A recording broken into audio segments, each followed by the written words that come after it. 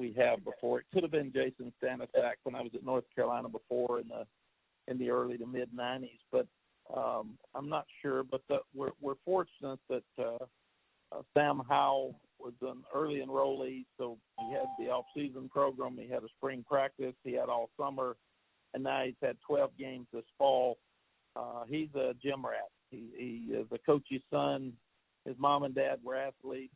He loves to play. So while we've been out recruiting over the last few weeks, I'm sure he's been out there throwing the ball every day with some player-led practices. So they also will be excited about playing Temple because they see them and they know that they've got a good football team. So this will be a good challenge for Sam and our team. So he'll be ready to play. Coach, one thing we were wondering about, have you been to the game at the Naval Academy recently, and any recollection of being in attendance there? I have not. I actually interviewed for the Navy job many years ago, and one time when my wife Sally and I were in D.C., we drove over and drove around Annapolis and drove around the academy, and I love what Kenny's done there and called a lot of the Navy games the last few years. So it's such a beautiful area. I've seen the stadium, obviously driving by that day, and I've seen many games in the stadium, and can't wait to get there. I just I so respect what we do with our academies, and you look at West Point, you look at Air Force and Navy, and what those young people stand for. And I always loved calling those games because it was more about the student athlete at the academies than it was the game for me, and what they stand for and where they're going when they get through. And they're exactly what college athletics should be about. And I'll be so honored to coach in that stadium for the first time. Hey, Coach, this is Sean Pastor again. One other follow-up. There's so many Temple connections all around the ACC. I just wonder if that's, pregame conversations you had either with Jeff Collins or, even Dave Dorn at NC State, of course, worked with Rod and Boston College, Miami. I wonder, if Temple has come up in those conversations and what those conversations might have entailed a little bit.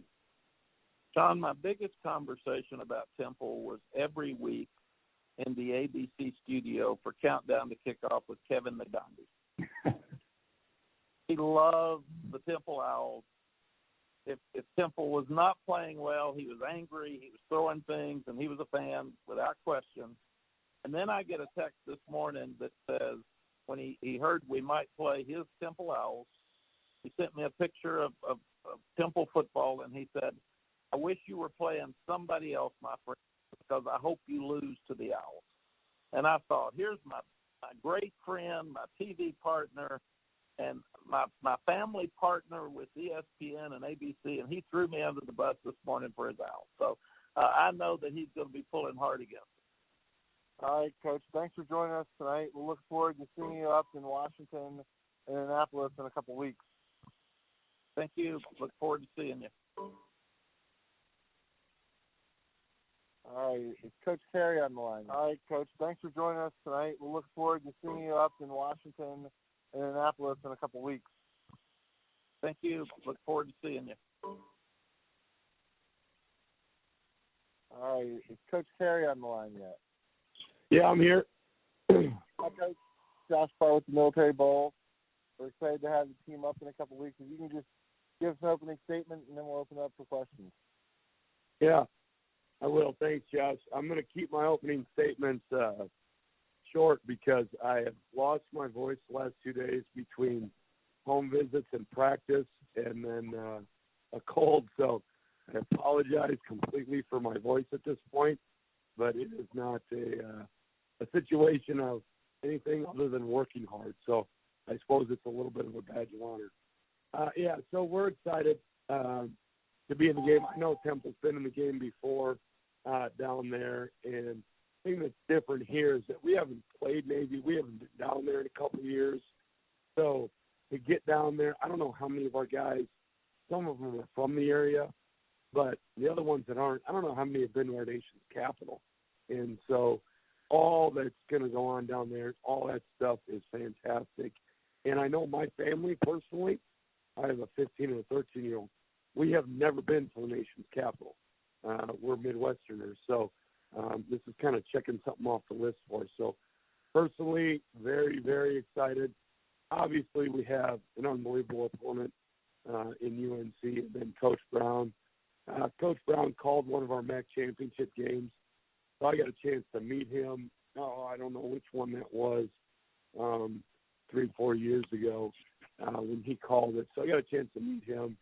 Obviously, he's respected in our industry and now in broadcast as well, because he did a great job for that for a couple of years. And he has a fantastic football team. So it's going to be a great challenge, and I think this will be – so we played a Big Ten team, played Georgia Tech on ACC, so this will be our second ACC team this year. We know what that entails, and that's going to be a hefty challenge for us. But that's great. Well, we're excited to have you come down to D.C., and with that, we'll open up for questions. If you would, just please state your name and affiliation before asking a question.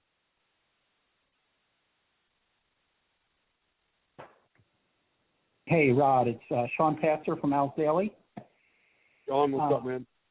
Good. I'm sure every one of the bowl games that you've coached in is its own entity, and I just wondered, how you've adjusted, right? It's not a successful bowl record you've had, but how you have you adjusted things and how you approach those bowl games from year to year, and what have you sort of learned about how to get ready for one?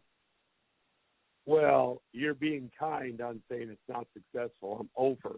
So whatever I've adjusted hasn't worked. So, we're going to wipe the slate clean and try something else this year. And the good thing is these guys on this team have won a bowl game. So I'm going to follow their lead a lot. And while I'm doing the schedule and putting it out there, I'm going to follow their lead a lot. So I think we're in pretty good hands here. Okay, and how sort of exciting is it for you to sort of, coach a team now where for the first time in a while, right, you're going to have, I assume like a healthy group and a rested group, and just to see guys who, will really get worn down over the course of the season to be able to prep them sort of fresh.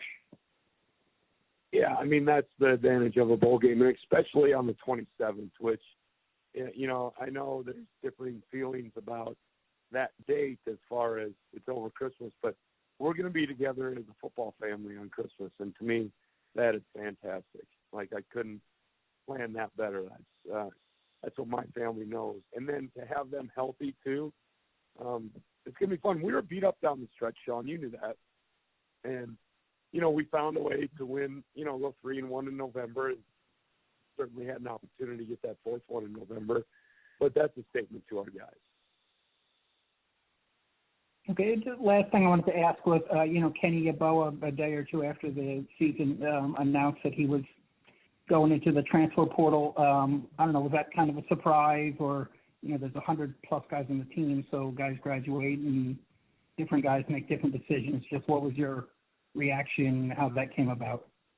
Yeah, I mean, for sure it was a surprise, and I didn't want him to go, and I told him that, and we had a good I got a good relationship with Kenny, and I don't know who he's talking to or who he's listening to, but I didn't want him to go. But at the same breath, I support him in his decision because of the relationship that I had. He felt it was best for him, and so I'm going to support that in every way, shape, or form. So, we just have a differing of opinion there, but that doesn't change how much I care for him and support him in this. Okay, thanks. You bet. Rod? Mm-hmm. This is Rock Hoffman from Football Stories. You alluded to it a little bit, but the fact that you guys have already played an ACC team, does that help any in preparation for North Carolina? Oh, I don't know that you can equate the two, other than it is an ACC team. And listen, whether we want to say it matters or it doesn't matter, it's a autonomous 5 against a non-autonomous 5, or a group of 5 and a power 5. So, there's always a little extra on the line with that, and what our guys feel when you go up against a situation like that. So probably more the feeling than anything tangible, that we've done against those other teams. Well, all of it. I was on the road recruiting, and we drove by, and I saw for the first time in my life the Washington Monument, and so I kind of want to get over to that thing. But yeah, I mean everything. I mean the Lincoln Memorial. I mean, I'm juiced about it. I don't know if my kids will be real juiced about me dragging them around and doing that, but they'll appreciate it later in life. Rod, this is Rock Hoffman from Football Stories again. Obviously, the team had a pretty disappointing finish to bowl season last year. I mean, are they really jacked up for this? I mean, can you kind of almost feel like you have to tamp it down a little bit as they get ready for this game? Oh, that's one thing with this team that I've learned with this team is that I usually have to say whoa more than go, and so that's a good problem to have as a coach, certainly. But yeah, they're motivated and they're excited about it, and so are we. So now we just got to harness that into execution and how we, are executing. When we're executing, harnessing that emotion into passion, we have a pretty good football team. All right, Coach. Well, thanks for joining us tonight. We'll look forward to seeing you in 2 weeks or so, and we'll be sure to have the tour bus ready to go. I love it. All right. Talk to you guys soon. Thanks again. Thank you.